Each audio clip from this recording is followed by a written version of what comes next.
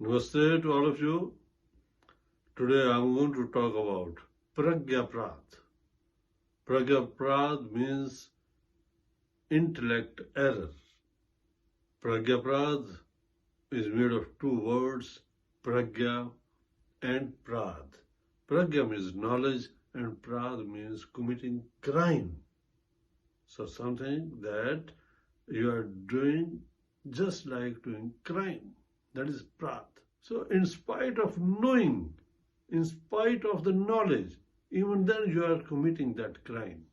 So knowledge is about past, present, future, and you have experienced that with perception, comprehension, understanding. So you knew that how the product is. And even then you are doing that. That is going against the law. That is going against the knowledge. That's going against the nature. So by doing that, you will have negative effect immediately or after some time. This is wishful doing. You knew it, even then you wish to do that.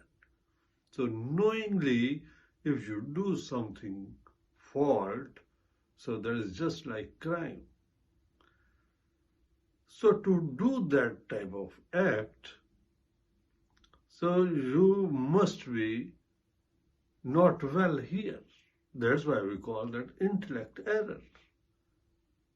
So this intellect error is of three types: dhi, dhriti, smriti.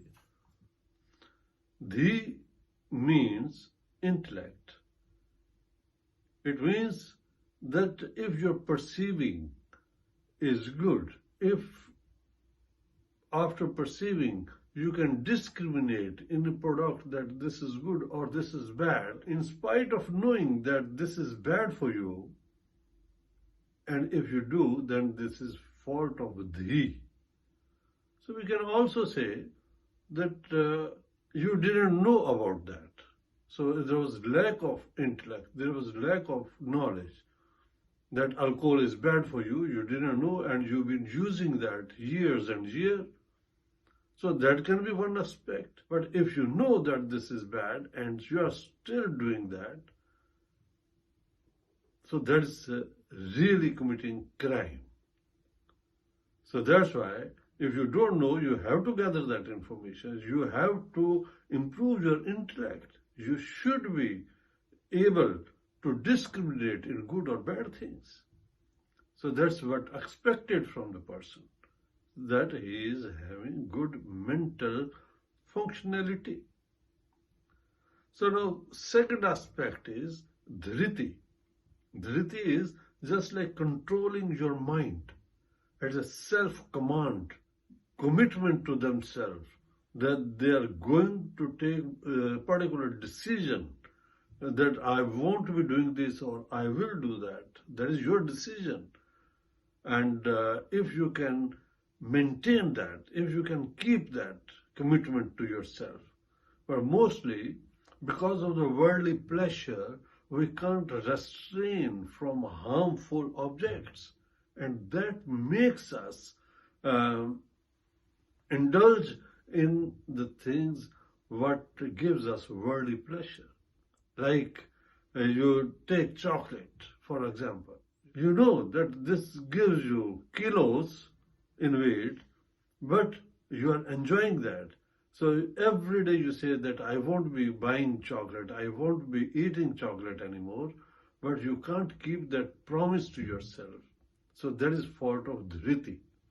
So that also we say in Ayurveda that you should be having good dhriti, that is good control of your mind or self-command, that what you want, that should happen.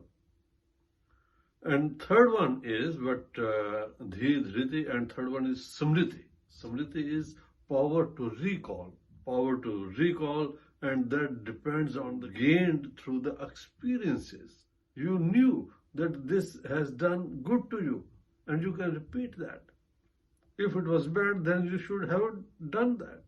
But if you don't have smriti, If you can't recall that, then you will be indulging in fault actions.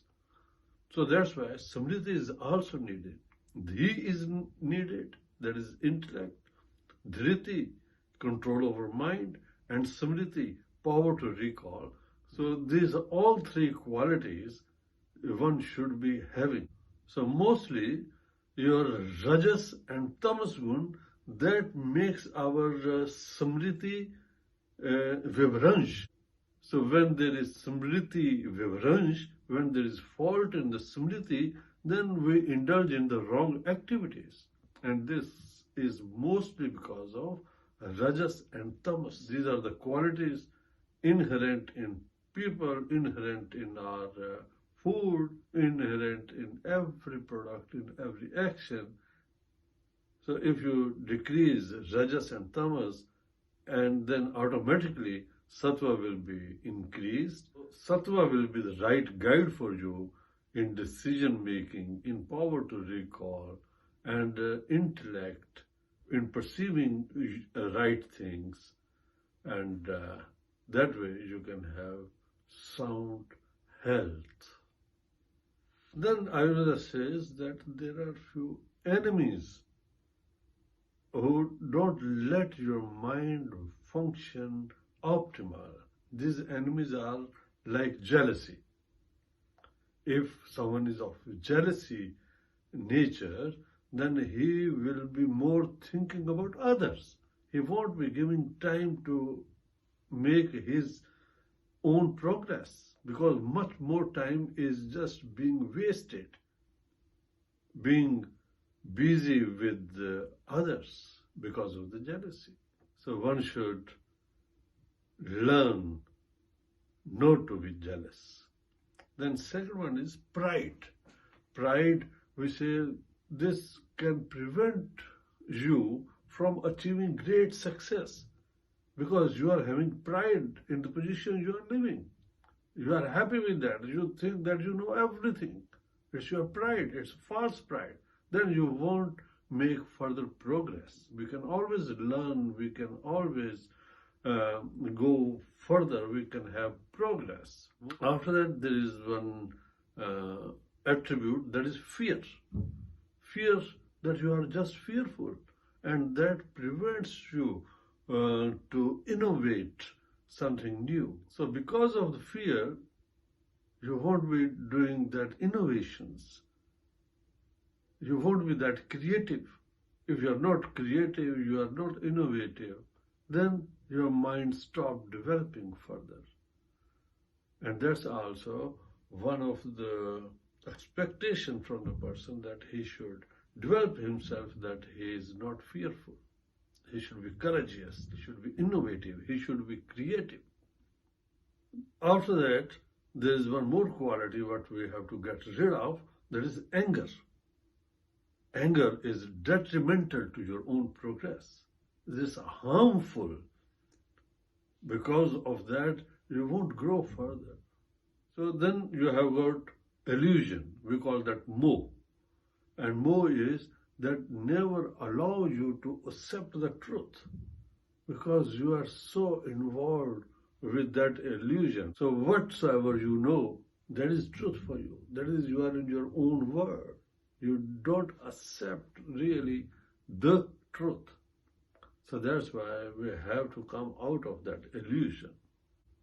And after that, we have got a negative quality of our mind. We call that mad. Mad is intoxication.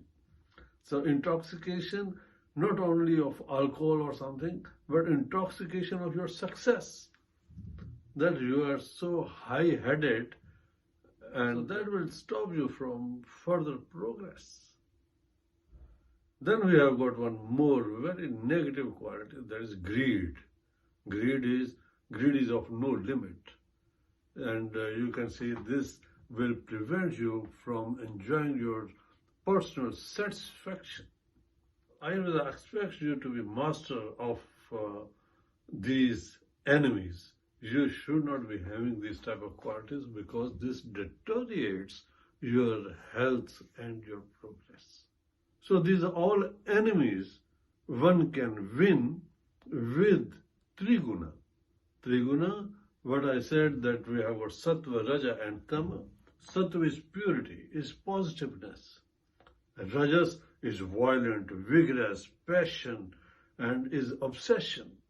And Tamas is ignorant, is dull, is slow, and everything is incomplete. So these are three qualities, Sattva, Raja, and Tamas, what is inherent in every human being, in every product.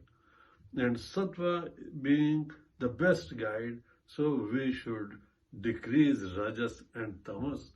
Sattva will guide you making good decision, making good choice. Then what is in Pragyapradh? So doing something wrong knowingly. You see in our daily life, a lot of people, they suppress their urges. So suppression of urges on this physical level is one of the Pragyapradh. So not only suppression, but also forcefully stimulating, that's also Pragyapradh. Doing more than you can. For example, you can't lift 50 kilo and you are doing 60 kilo, 70 kilo, 80 kilo. That's also Pragyapradh. In short, I can say then that not to keep your mind intact is also Pragyapradh. So getting attracted to these all worldly pleasure is also Pragyapradh. So not only for sex objects, but also other. So knowing all and doing nothing is Pragyapradh. So these are your duties to know about, to adopt that, to bring that in the practice and be healthy. So thank you very much. This was Pragyapradh, and next time I'll be coming with a new chapter.